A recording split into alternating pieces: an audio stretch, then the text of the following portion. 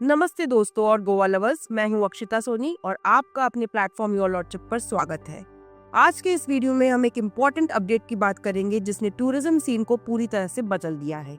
जी हाँ, अगर आप गोवा जाने का प्लान कर रहे हैं या गोवा में ही रहते हैं तो ये अपडेट आपके लिए है।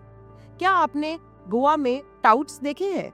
टाउट एक ऐसा व्यक्ति जो किसी को कोई प्रोडक्ट जबरदस्ती बेचने या सर्विस लेने के लिए उकसाता है, प्रमोट करता है, या फिर किसी को बीच पर शराब पीते या बोतल तोड़ते देखा है? तो आपके लिए खुशी की बात है। जी हाँ, गोवा की गवर्नमेंट लेकर आई है एक न्यू और स्ट्रिक्ट लॉ जो कि गोवा के टूरिज्म सीन को पूरी तरह से बदल देगा। आइए दोस्तों, इस वीडियो में इस लॉ के बारे में समझते हैं। तो इस नए लॉ का नाम है Goa tourist places protection and maintenance amendment bill 2025। इस बिल को 1 अगस्त 2025 को टेबल किया गया था, जिसे 2 अगस्त को पास कर दिया गया है। इस बिल का मेन मकसद क्या है? गोवा के अंदर टूरिज्म को प्रमोट करना, साथ ही साथ विजिटर्स और गोवा में जो लोकल्स हैं उनके एक्सपीरियंस को प्रिजर्व करना, मेंटेन करना और एनवायरनमेंट और कल्चर को प्रोटेक्ट करना। साथ ही साथ इस बिल के अंदर कुछ नए डेफिनेशंस को एक्सपैंड किया गया है, कुछ नए फाइन्स लाए गए हैं और कुछ एक्ट्स को क्रिमिनलाइज भी किया गया है। आइए समझते हैं इस वीडियो में। तो दोस्तों, इस लॉ की नीड क्यों पड़ी? जैसा कि आप लोग जानते हैं कि गोवा में फुटफॉल बहुत बढ़ गया है, टूरिज्म सेक्टर इम्प्रूव हुआ है लेकिन फुटफॉल भी बहुत बढ़ गया है, जिसके चलते वायलेशंस बहुत ग्रो हो रहे हैं और इसकी वजह से पब्लिक में डिसऑर्डर हो गया है। साथ ही साथ एनवायरनमेंट भी डिग्रेड हो रहा है। इसके लिए ये एक नेगेटिव इम्पैक्ट क्रिएट करता है विजिटर्स के ऊपर भी, साथ ही साथ लोकल्स के ऊपर भी। तो इस चीज को इम्प्रूव करने के लिए, रीजनरेट करने के लिए और रिस्पॉन्सिबल टूरिज्म के लिए, गोवा में प्रमोट करने के लिए एक सेफ, क्लीन और एक हॉस्पिटेबल एनवायरनमेंट की जरूरत महसूस हुई, इसीलिए इस लॉ को लाया गया। अब इस लॉ में समझते हैं कि कौन सी नई डेफिनेशन इंक्लूड की गई है, या फिर ये डेफिनेशन ऑलरेडी एक एक्ट में थी जिसे अब एक्सपेंड कर दिया गया है। जी हाँ, 2001 में ये एक्ट ऑलरेडी पास हो रखा था, जिसमें अब ये एक नया बिल लाके कुछ नए ऑफेंसेस, साथ ही साथ न्यूसेंस की डेफिनेशन को एक्सपैंड किया गया है।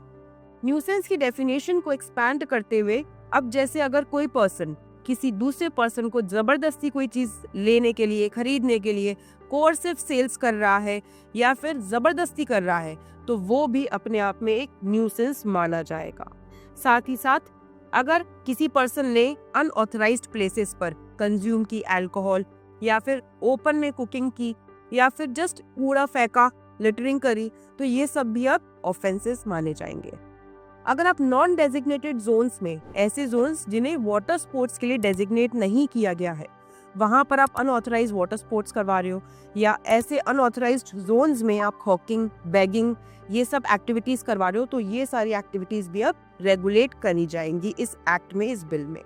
No out of state touts means अगर आप स्टेट के बाहर की लोकेशंस पर टूरिज्म सर्विसेज बेचना चाह रहे हो, तो अब ये भी इस एक्ट के अंदर न्यूसेंस की कैटेगरी में आ जाएगा।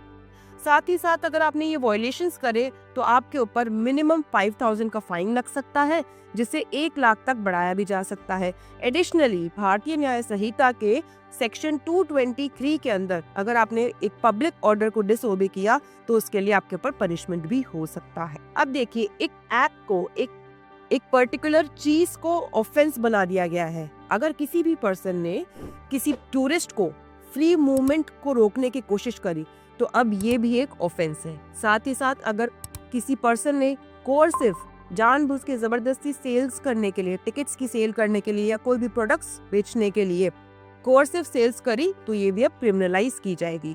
ना तो कोई आपको रोक सकता है आपके फ्री मूवमेंट को, और ना ही आपको कोई चीज जबरदस्ती खरीदने के लिए मजबूर कर सकता है।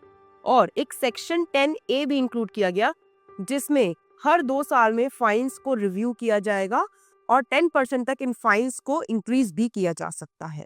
तो दोस्तों, आपका क्या कहना है इस नए लॉ के बारे में? अपना ओपिनियन जरूर कमेंट सेक्शन में बताइएगा। और अगर आपको ये वीडियो पसंद आया हो तो लाइक करिए, अपने दोस्तों में शेयर करिए और हमारे चैनल को सब्सक्राइब करना ना भूलिएगा। Thank you.